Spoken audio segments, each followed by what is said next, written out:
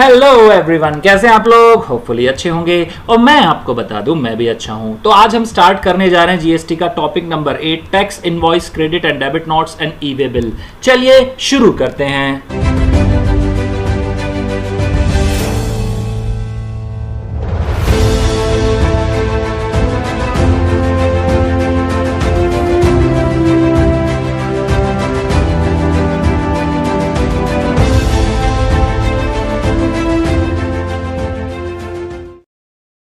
सबसे पहले हम पढ़ेंगे टैक्स इनवॉइस से रिलेटेड प्रोविजन को जो बताए गए हैं सेक्शन 31 में, और उसके साथ ही हम रूल नंबर 46 और 47 को भी कवर करेंगे। इस सेक्शन को हम ऑलरेडी डिस्कस भी कर चुके हैं जब हम पढ़ रहे थे चैप्टर वैल्यू ऑफ सप्लाई। सबसे पहले समझते हैं कौन सा ऐसा पर्सन है जो टैक्स इनवॉइस इशू किया करता है।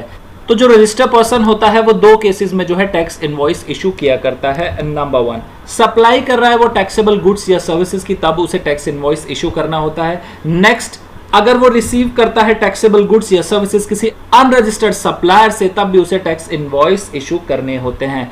बात करें टाइम पीरियड की कि क्या टाइम पीरियड मेंशन है टैक्स इनवॉइस को इशू करने के लिए, तो हमने यहां पर दो केसेस पढ़े थे।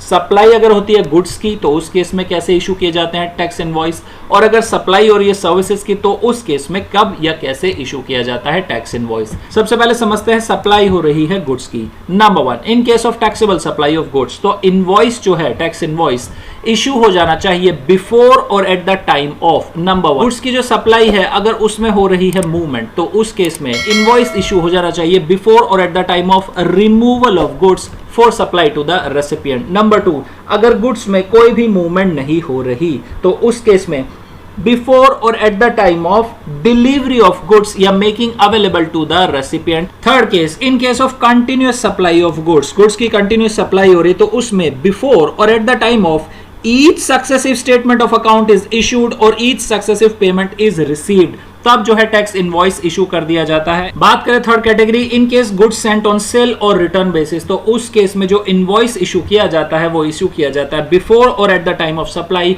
और 6 months from the date of removal whichever is earlier. बात करें सर्विसेज के केस में तो इनवॉइस जो है इशू कर दिया जाता है before or after the provision of services but within a period of 30 days from the date of supply of services. Next, ये जो 30 days का पीरियड है ये हो जाता है एनबीएफसी या बैंकिंग फाइनेंशियल इंस्टीट्यूशन के लिए 45 days का। दूसरा पॉइंट, जो इंश्योरर है या बैंकिंग कंपनी है या कोई फाइनेंशियल इंस्टीट्यूशन है जिसमें एनबीएफसी को भी इंक्लूड कर लिया गया है, या कोई अदर क्लास है सप्लाई ऑफ सर्विसेज की जो टैक्सेबल सप्लाई कर रही है बिटवीन डिस्टिंक्ट पर्सन, तो उस केस में ये टाइम पीरियड जो है इशू करने का इनवॉइस वो इशू कर सकते हैं before or at the time supplier records the same in his books of accounts or before the expiry of quarter during which the supply was made। चलिए next अब बात करते हैं कंटिन्यूअस सप्लाई ऑफ सर्विसेज के case में। तो यहां पर हम 3 केसेस बनाया करते हैं। फर्स्ट, ड्यू डेट जो है पेमेंट की वो असर्टेनेबल है कॉन्ट्रैक्ट से, तो उस केस में इनवॉइस कब तक इशू हो जाना चाहिए? On or before the due date of payment. In case due date जो है पेमेंट की वो सर्टेबल नहीं है कॉन्ट्रैक्ट में, तब क्या से इशू किया जाएगा इनवॉइस? तो लॉ बात करता है before or at the time when the supplier of services receives the payment. तीसरा केस बात करता है कि अगर पेमेंट जो है कंप्लीशन ऑफ एन इवेंट से लिंक्ड है तो उस केस में कब इशू किया जाएगा इनवॉइस? लॉ बात करता है on or before the date of completion of that event. Next अब बात करते हैं उन केसेस की जहां पर जो सप्लाई है सर्विसेज की सीजेस बिफोर इट्स कंप्लीशन, अब क्या होगा? तो इस केस में लॉ बात करता है जो इनवॉइस है वो इश्यू हो जाना चाहिए at the time when the supply ceases and such invoice shall be issued to the extent of supply made before such cessation. Next अब बात करते हैं कि एक टैक्स इनवॉइस में कौन कौन से पर्टिकुलर्स होने चाहिए। तो यहां पर हमें ध्यान देना चाहिए जो लॉ है उसने कोई भी फॉर्मेट प्रिस्क्राइब नहीं किया है टैक्स इनवॉइस का। सिंपल रूल्स में जो है कुछ पॉइंट्स बताए गए हैं कि एक इनवॉइस में ये सारे पॉइंट्स होने चाहिए तभी वो एक वैलिड इनवॉइस होता है। Number 1, name, address and GSTIN of the supplier. Consecutive serial number होगा जो 16 कैरेक्टर से ज्यादा एक्सीड नहीं करना चाहिए, और उसमें मल्टीपल सीरीज भी हो सकती है, अल्फाबेट्स भी हो सकते हैं, न्यूमेरिकल्स भी हो सकते हैं, special character, hyphen, dash, slash, सभी का कॉम्बिनेशन बनाया जा सकता है, बट ये 16 कैरेक्टर को एक्सीड नहीं करेगा। Next, date of its issue, जो इशू करने की डेट है वो मेंशन होनी चाहिए। अगर रेसिपिएंट रजिस्टर्ड है तो उस केस में उसका नेम, एड्रेस, उसका जीएसटीएन या यूआईएन नंबर होना चाहिए। अगर रेसिपिएंट अनरजिस्टर्ड है और वैल्यू ऑफ सप्लाई 50,000 या उससे ज्यादा है तो उस केस में जो इनवॉइस है उसमें नेम और एड्रेस होना चाहिए रेसिपिएंट का, और साथ ही जो एड्रेस है डिलीवरी का along with the name of state and it's code ये भी मेंशन होना चाहिए। इन केस जो value of supply less than 50,000 है तो ये डिटेल मेंशन करने की जरूरत नहीं है, बट अगर अनरजिस्टर्ड रेसिपिएंट फिर भी रिक्वेस्ट करता है इन डिटेल को मेंशन करने की टैक्स इनवॉइस में तो की जा सकती है, कोई मनाही नहीं है। नेक्स्ट, HSN कोड होना चाहिए उन गुड्स या सर्विसेज का, डिस्क्रिप्शन होनी चाहिए गुड्स या सर्विसेज की, क्वांटिटी होनी चाहिए गुड्स की यूनिट के साथ या कोई यूनिक क्वांटिटी कोड है अगर वो भी मेंशन होना चाहिए, जो टोटल वैल्यू बनी सप्लाई ऑफ गुड्स या सर्विसेज की वो मेंशन होनी चाहिए, जो टैक्सेबल वैल्यू है उस सप्लाई की गुड्स या सर्विसेज की वो मेंशन होनी चाहिए, और अगर कोई डिस्काउंट या अबेटमेंट दिया गया है उसे भी टैक्स इनवॉइस में मेंशन किया जाएगा। रेट ऑफ टैक्स भी मेंशन करना जरूरी है, whether it is central tax, state tax, integrated tax, UT और सेस एटसेट्रा। अमाउंट जो टैक्स की चार्ज की गई है in respect of taxable goods या सर्विसेज ये भी अलग से मेंशन करना होता है। प्लेस ऑफ सप्लाई भी मेंशन किया जाता है along with the name of state in case supply हो रही है इंटर स्टेट।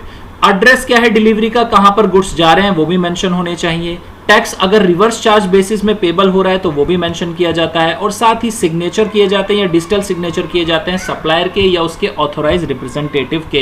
एक बात का हमें यह ध्यान रखना है कि अगर इलेक्ट्रॉनिक इनवॉइस इशू किया जा रहा है तो उस केस में जो सिग्नेचर है सप्लायर के या उसके ऑथोराइज रिप्रेजेंटेटिव के उनकी रिक्वायरमेंट नहीं है। नेक्स्ट, रूल 46 बात करता है कि कितने नंबर का जो है HSN डिजिट मेंशन किया जाएगा टैक्स इनवॉइस पर, तो यहां पर हम एनुअल टर्नओवर के अकॉर्डिंग जो है HSN कोड को मेंशन किया करते हैं। अगर annual turnover up to rupees 1.5 crore है तो उस केस में HSN कोड मेंशन करने की जरूरत नहीं है। अगर टर्नओवर 1.5 करोड़ को एक्सीड करता है बट अप टू 5 करोड़ है तो HSN कोड जो है वो 2 डिजिट तक का मेंशन किया जाता है। इन केस ये एनुअल टर्नओवर 5 करोड़ को भी एक्सीड करता है तो उस केस में HSN कोड जो है 4 डिजिट का मेंशन किया जाएगा। Next, manner of issuing the invoice, कैसे इशू किया जाता है इनवॉइस, तो यहां पर हम बात करेंगे कि कितनी कॉपीज जो है इनवॉइस की इशू की जाती है। Number 1, in case of taxable supply of goods, तो गुड्स के केस में हमेशा इनवॉइस जो प्रिपेयर किया जाएगा वो ट्रिप्लिकेट में किया जाएगा, यानी 3 कॉपी बनेगी। ओरिजिनल कॉपी जो होगी वो रेसिपिएंट को दी जाएगी, जो डुप्लीकेट कॉपी होगी इनवॉइस की वो ट्रांसपोर्टर के लिए होगी, और ट्रिप्लिकेट कॉपी जो होती है वो सप्लायर के पास ही रहती है। इन case of taxable supply of services तो उस केस में 2 कॉपीज ही इनवॉइस की बना करती है, ओरिजिनल कॉपी रेसिपिएंट के लिए और डुप्लीकेट जो कॉपी होती है वो होती है सप्लायर के लिए। चलिए बात करते हैं रिवाइज टैक्स इनवॉइस की। तो ये बेसिकली प्रोविजन है क्या, इसे एक एग्जांपल के थ्रू समझते हैं। सपोज ए प्राइवेट लिमिटेड अपना बिजनेस स्टार्ट करती है 1 अप्रैल 2019 को।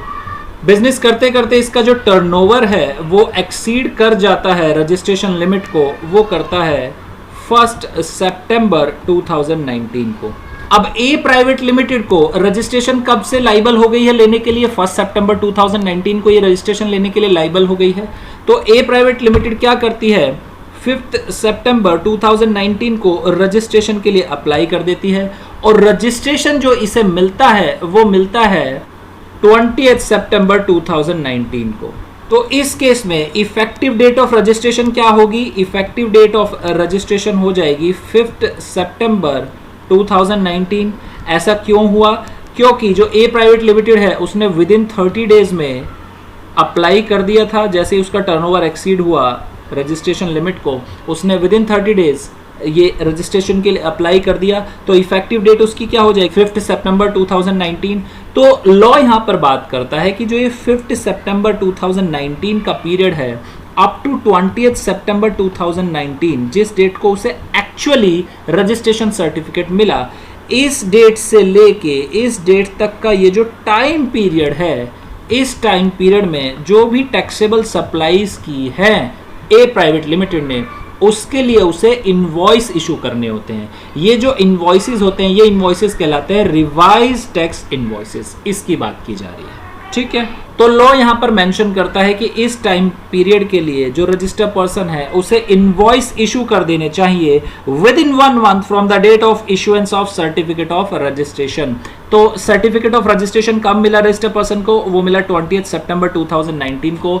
इसके 1 मंथ के अंदर अंदर, यानी बात करें 20 अक्टूबर 2019 से पहले उसे जो है 5 सितंबर 19 से लेके 20 सितंबर 2019 के बीच में जो उसने टैक्सेबल सप्लाई की है उसके लिए उसे रिवाइज टैक्स इनवॉइसेस इशू कर देने हैं अप टू 20 अक्टूबर 2019। चलिए नेक्स्ट प्रोविजन की बात करते हैं। नेक्स्ट आता है हमारा कंसोलिडेटेड रिवाइज टैक्स इनवॉइस। जो पीरियड अभी हमने बात किया इफेक्टिव डेट ऑफ रजिस्ट्रेशन से लेके जिस डेट को एक्चुअली रजिस्ट्रेशन सर्टिफिकेट मिला था रजिस्टर्ड पर्सन को, उस पीरियड के लिए रजिस्टर्ड पर्सन अगर अनरजिस्टर्ड रेसिपिएंट को टैक्सेबल सप्लाई इशू करता है तो उसके लिए वो एक consolidated revise tax invoice issue कर दिया करता है। लेकिन एक बात का यहां पर ध्यान रखना कि अगर इंटर स्टेट सप्लाई की गई है अनरजिस्टर्ड रेसिपिएंट्स को और वैल्यू जो है सप्लाई की वो 2,50,000 को एक्सीड करती है तो उस केस में consolidated revise tax invoice issue नहीं किया जाएगा। नेक्स्ट बात करते हैं कि पर्टिकुलर्स क्या होंगे रिवाइज टैक्स इनवॉइस की। तो यहां पर भी name, address and GSTIN of the supplier, जो कंसेक्यूटिव सीरियल नंबर है 16 कैरेक्टर से ज्यादा का नहीं होना चाहिए वो मेंशन होगा। डेट इशू करने की, date of issue of the documents, name and address and GSTIN या यूआईएन अगर रेसिपिएंट रजिस्टर है, name and address of the recipient और साथ ही एड्रेस ऑफ डिलीवरी। और अगर in case inter state supply हो रही है अनरजिस्टर्ड रेसिपिएंट को तो name of state and code, साथ ही सीरियल नंबर जो होगा कॉरस्पॉन्डिंग टैक्स इनवॉइसेस का और डेट भी वो भी मेंशन की जाएगी। सिग्नेचर या डिजिटल सिग्नेचर सप्लायर के या उसके ऑथराइज्ड रिप्रेजेंटेटिव के वो भी मेंशन किए जाएंगे। चलिए नेक्स्ट अब बात करते हैं उन केसेस की जहां पर टैक्स इनवॉइस इशू करने की जरूरत नहीं है सप्लायर को, सिंपल एक कंसोलिडेटेड टैक्स इनवॉइस वो इशू कर दिया करता है। चलिए बात करते हैं उन केसेस की जहां पर सप्लायर को टैक्स इनवॉइस इशू करने की रिक्वायरमेंट नहीं है, सिंपल एक कंसोलिडेटेड टैक्स इनवॉइस भी वो इशू कर सकता है। तो लो बात करता है कि रजिस्टर्ड पर्सन को टैक्स इनवॉइस इशू करने की कोई भी जरूरत नहीं है अगर वैल्यू ऑफ सप्लाई गुड्स या सर्विसेज की लेस देन 200 है और जो रेसिपिएंट है वो अनरजिस्टर्ड है, साथ ही recipient does not require invoice, तो उस केस में टैक्स इनवॉइस इशू करने की जरूरत नहीं है सप्लायर को। At the end of the day supplier क्या करेगा, एक कंसोलिडेटेड टैक्स इनवॉइस इशू कर देगा। बट एक चीज यहां पर ध्यान रखना, अगर रेसिपिएंट डिमांड करता है टैक्स इनवॉइस की, भले ही वैल्यू जो है सप्लाई की 200 से कम है, तब भी टैक्स इनवॉइस जो है इशू करना पड़ेगा सप्लायर को। नेक्स्ट अब बात करते हैं बिल ऑफ सप्लाई की। तो वो रजिस्टर्ड पर्सन जो सप्लाई कर रहा है एग्जेम्प्टेड गुड्स या सर्विसेज की या दोनों की, या एक रजिस्टर्ड पर्सन जिसने कंपोजिशन लेवी ले रखी है, या वो पर्सन जिसने notification number 2/2019 central tax rate को ऑप्ट किया हुआ है जो बात करती थी कंसेशनल टैक्स रेट की। तो इन तीन केसेस में जो है बिल ऑफ सप्लाई इशू की जाती है, वहां पर टैक्स इनवॉइस इशू नहीं किया जाता। पर्टिकुलर्स की बात करें तो सिंपल इस केस में भी name, address and GSTIN of the supplier होगा, कंसेक्यूटिव सीरियल नंबर होगा जो 16 कैरेक्टर से ज्यादा नहीं हो सकता, डेट ऑफ इशू ये मेंशन होगी, नेम होगा, एड्रेस होगा, और अगर रजिस्टर्ड है रेसिपिएंट तो उस केस में जीएसटी या उसका यूआईएन नंबर भी मेंशन किया जाएगा, एचएसएन कोड गुड्स या सर्विसेज का वो भी मेंशन किया जाएगा वेरेवर एप्लीकेबल, डिस्क्रिप्शन दी जाएंगी गुड्स या सर्विसेज की या दोनों अगर सप्लाई की गई है तो दोनों, वैल्यू ऑफ सप्लाई क्या है, कोई डिस्काउंट है या अबेटमेंट है उसे भी मेंशन किया जाएगा, और साथ ही जो सिग्नेचर या डिजिटल सिग्नेचर हुआ करते हैं सप्लायर के या उसके ऑथराइज्ड रिप्रेजेंटेटिव के वो भी होने चाहिए। बट एक बात का हमें फिर से ध्यान रखना है कि अगर electronic bill of supply issue की जा रही है तब कोई भी सिग्नेचर या डिजिटल सिग्नेचर की रिक्वायरमेंट नहीं है सप्लायर के या उसके ऑथराइज्ड रिप्रेजेंटेटिव के।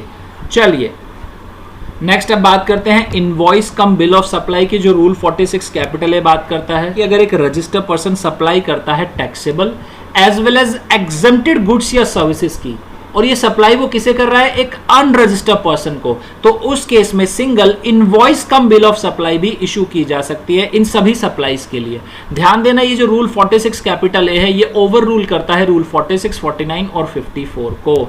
चलिए रिसिप्ट वाउचर की बात करते हैं। तो रिसिप्ट वाउचर होता क्या है समझिए, जब एक registered person advance payment receive करता है किसी सप्लाई के अगेंस्ट, सप्लाई किसकी है, गुड्स की या सर्विसेज की या दोनों की, तो उस केस में जो रजिस्टर्ड पर्सन होता है वो एक रिसीट वाउचर इशू किया करता है रेसिपिएंट को।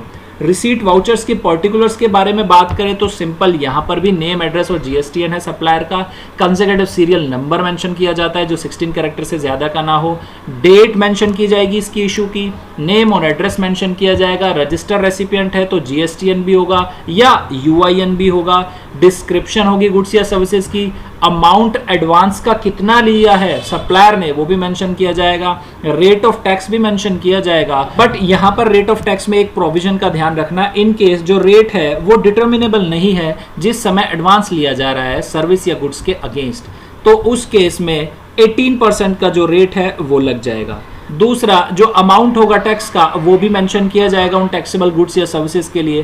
प्लेस ऑफ सप्लाई को मेंशन किया जाएगा along with the state and name of its code in case inter state supply हो रही है। अगर टैक्स रिवर्स चार्ज बेसिस पर है तो ये भी मेंशन होगा। डिजिटल सिग्नेचर या सिग्नेचर किए जाएंगे सप्लायर के या उसके ऑथोराइज रिप्रेजेंटेटिव के।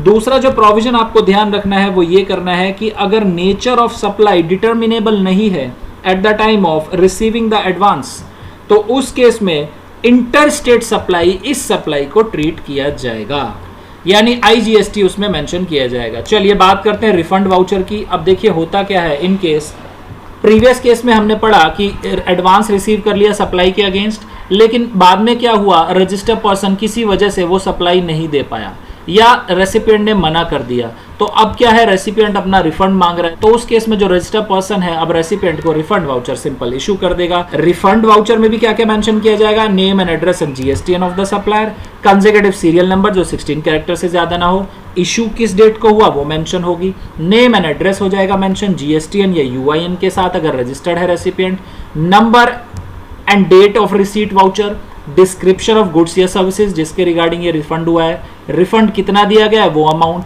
रेट ऑफ टैक्स क्या है, अमाउंट ऑफ टैक्स क्या है, टैक्स रिवर्स चार्ज पे किया गया है या फॉरवर्ड चार्ज पे वो मेंशन होगा, सिग्नेचर मेंशन होंगे ऑथोराइज रिप्रेजेंटेटिव के या उसके सप्लायर के। चलिए बात करते हैं इनवॉइसेस एंड पेमेंट वाउचर की, इसे हम समझते हैं एक डायग्राम के थ्रू। बात करते हैं सबसे पहले पेमेंट वाउचर की। तो लॉ बात करता है कि रजिस्टर रेसिपिएंट जो रिसीव कर रहा है सप्लाई, कौन सी सप्लाई, जो मेंशन है अंडर सेक्शन 93 और 94 में। तो अगर है सप्लाई सेक्शन 93 वाली तो उस केस में सप्लाई भले ही रजिस्टर्ड हो या अनरजिस्टर्ड हो, जो रेसिपिएंट है वो इशू करेगा पेमेंट वाउचर।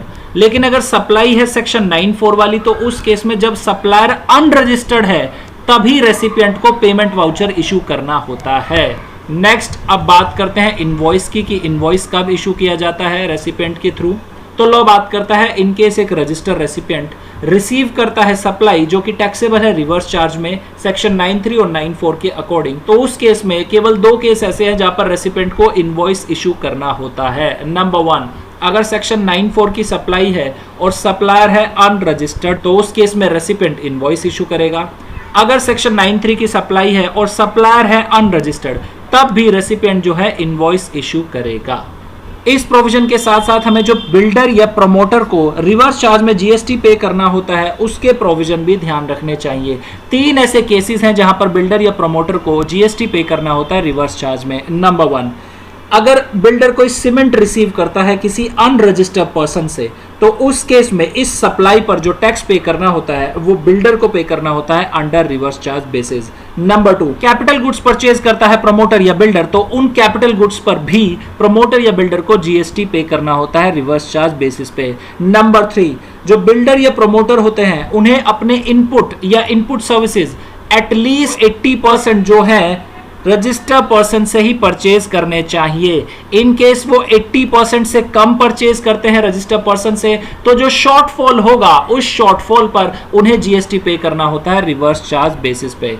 नेक्स्ट अब बात करते हैं पेमेंट वाउचर्स के पर्टिकुलर्स की। तो लॉ यहां पर मेंशन करता है name address and GSTN of the supplier अगर रजिस्टर्ड है, कंसेक्यूटिव सीरियल नंबर मेंशन करना होगा जो 16 कैरेक्टर से ज्यादा ना हो, डेट मेंशन करनी होगी इशू की, name and address and the GSTN of the recipient अगर रजिस्टर्ड है, डिस्क्रिप्शन ऑफ गुड्स या सर्विसेज, अमाउंट पेड कितनी की गई है, रेट ऑफ टैक्स क्या है, अमाउंट ऑफ टैक्स पेबल क्या है इन रिस्पेक्ट ऑफ गुड्स और services, place of supply mention की जाएगी अलोंग विद स्टेट और उसके कोड के साथ अगर वो सप्लाई क्या है इंटर स्टेट है, और डिजिटल सिग्नेचर या सिग्नेचर सप्लायर के या उसके ऑथोराइज रिप्रेजेंटेटिव के।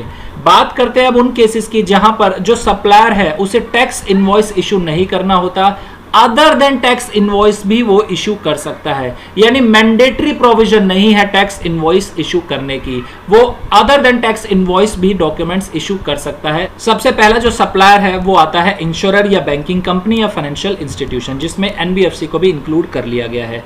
तो इस केस में ये जो सप्लायर है इन्हें ऑप्शनल होता है सीरियल नंबर मेंशन करना उस इनवॉइसेस या डॉक्यूमेंट पर, एड्रेस ऑफ द रेसिपिएंट। लेकिन लॉ ने मेंशन किया है कि जो रूल 46 में हमने इंफॉर्मेशन पढ़ी थी, जो मैंडेटरी इंफॉर्मेशन थी एक टैक्स इनवॉइस पर होनी चाहिए थी, इन दो इंफॉर्मेशन के अलावा जो बाकी इंफॉर्मेशन है वो मैंडेटरी है मेंशन करना। नेक्स्ट लॉ बात करता है कि इनकेस एक कस्टमर जो है कई सारी सर्विसेज रिसीव करता है, न्यूमरस सर्विसेज रिसीव करता है फ्रॉम द बैंक या फाइनेंशियल इंस्टीट्यूशन, तो उस केस में ये जो बैंक या फाइनेंशियल इंस्टीट्यूशन है ये क्या कर सकते हैं, एक कंसोलिडेटेड टैक्स इनवॉइस या स्टेटमेंट इशू कर सकते हैं उस कस्टमर को।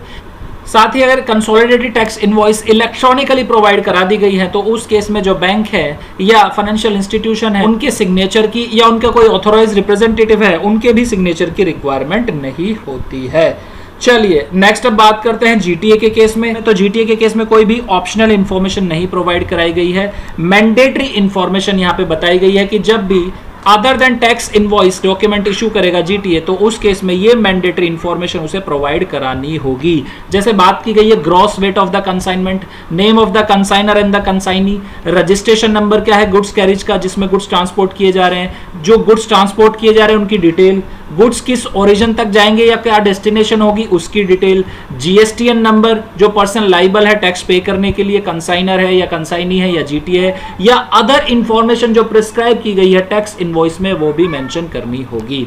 नेक्स्ट वो सप्लायर जो पैसेंजर ट्रांसपोर्टेशन सर्विसेज में इन्वॉल्व है तो उनके लिए ऑप्शनल है कि वो सीरियल नंबर या address of the recipient mention करें टैक्स इनवॉइस या अदर डॉक्यूमेंट्स पर। उन केस में उनके लिए मैंडेटरी डॉक्यूमेंट क्या हो जाएगा, वो हो जाएगा उनका टिकट, जो वो टिकट इशू किया करते हैं वही उनका टैक्स इनवॉइस हो जाता है। साथ ही रूल 46 ने जो अदर इंफॉर्मेशन प्रोवाइड की है other than serial number and address वो भी उन्हें मेंशन करना होता है। लॉ ने यहां पर फिर से एक बार दोहराया है कि इन केस जो टिकट इशू किए गए हैं वो इलेक्ट्रॉनिकली इशू कर दिए गए हैं तो उस केस में जो सिग्नेचर है या डिजिटल सिग्नेचर है उन सप्लायर के या ऑथोराइज रिप्रेजेंटेटिव के उनकी नीड नहीं रहती उस टैक्स इनवॉइस पर। नेक्स्ट अब बात करते हैं उन केसेस की जहां पर डिलीवरी चालान जो है इशू किया जाता है eight the time of removal of goods. तो इन सभी केसेस में गुड्स जो हैं डिलीवरी चालान पर रिमूव कर दिए जाते हैं और इनवॉइस जो होता है वो बाद में भी इशू किया जा सकता है। तो रूल 55 जो है यहां पर 4 सप्लाई मेंशन करता है कि जिन केसेस में डिलीवरी चालान इशू किया जाता है eight the time of removal और जो इनवॉइस है वो बाद में भी इशू किया जा सकता है। नंबर 1 जहां पर लिक्विड गैस की सप्लाई की जा रही है और उस केस में जो क्वांटिटी है लिक्विड गैस की वो नहीं पता eight the time of removal तो उस केस में भी डिलीवरी चालान इशू किया जा सकता है। सेकंड, ट्रांसपोर्टेशन होता है गुड्स का फॉर जॉब वर्क तो उस केस में भी डिलीवरी चालान इशू हो सकता है। ट्रांसपोर्टेशन होता है गुड्स का for reasons other than by way of supply. Fourth point बात करता है वो सप्लाई जो बोर्ड नोटिफाई करेगा। अब बात करते हैं डिलीवरी चालान में पर्टिकुलर्स क्या होंगे। तो लॉ मेंशन करता है कि date and number of the delivery challan, name address and GSTIN of the consignor अगर रजिस्टर्ड है, नेम एड्रेस एंड जीएसटीएन या यूआईएन ऑफ द कंसाइनी अगर रजिस्टर्ड है, एचएसएन कोड और description of goods, quantity, provisional अगर एग्जैक्ट क्वांटिटी नहीं पता है, taxable value, tax rate, tax की अमाउंट, प्लेस ऑफ सप्लाई अगर इंटर स्टेट है और सिग्नेचर। साथ ही जो डिलीवरी चालान इशू होगा उसका सीरियल नंबर 16 कैरेक्टर से ज्यादा नहीं हो सकता। डिलीवरी चालान जो इशू किया जा सकता है वो एक या मल्टीपल सीरीज के लिए भी इशू किया जा सकता है। डिलीवरी चालान जो इशू किया जाएगा वो eight the time of removal of goods issue किया जाएगा जब गुड्स का रिमूवल किया जा रहा है ट्रांसपोर्टेशन के लिए। चलिए नेक्स्ट अब बात करते हैं डिलीवरी चालान किस मैनर में इशू किया जाता है। तो ये भी ट्रिप्लिकेट में इशू किया जाता है। ओरिजिनल कॉपी होती है कंसाइनी की, डुप्लीकेट कॉपी होती है ट्रांसपोर्टर की और ट्रिप्लिकेट कॉपी होती है कंसाइनर की। ई वे बिल में भी डिक्लेरेशन की जाती है इस डिलीवरी चालान की। सी पॉइंट बात करता है कि टैक्स इनवॉइस जो है वो डिलीवरी ऑफ गुड्स के बाद भी इशू किया जा सकता है। डी पॉइंट बात करता है कि जहां पर गुड्स ट्रांसपोर्ट हो रहे हैं सेमी नॉकडाउन या कंप्लीटली नॉकडाउन कंडीशन में या बैचेस में या लॉट में तो उस केस में क्या होगा। तो लॉ यहां पर मेंशन करता है जो सप्लायर है वो इशू करेगा complete invoice before dispatch of first consignment और बाद में जब सब्सिक्वेंट कंसाइनमेंट वो इशू करेगा और उसके साथ जो है वो डिलीवरी चालान इशू कर देगा। साथ ही उस डिलीवरी चालान पर जो इनवॉइस है वो मेंशन करेगा। जो कॉपीज होगी इन कॉरेस्पॉन्डिंग डिलीवरी चालान की उसके साथ साथ जो है सर्टिफाइड कॉपी जो होगी इनवॉइस की वो भी अटैच की जाएगी और जो ओरिजिनल कॉपी है इनवॉइस की वो तब जो है सेंड की जाएगी जब लास्ट कंसाइनमेंट इशू कर दिया जाएगा। तो ये थी बेटा हमारी आज की क्लास। अब आप करिए इसका रिवीजन। इन केस अगर आती है आपको कोई प्रॉब्लम तो आप कमेंट सेक्शन में लिख सकते हैं या आप व्हाट्सएप या टेलीग्राम कर सकते हैं। हमारा व्हाट्सएप या टेलीग्राम नंबर है 8287377353। तो बेटा मिलते हैं नेक्स्ट क्लास में।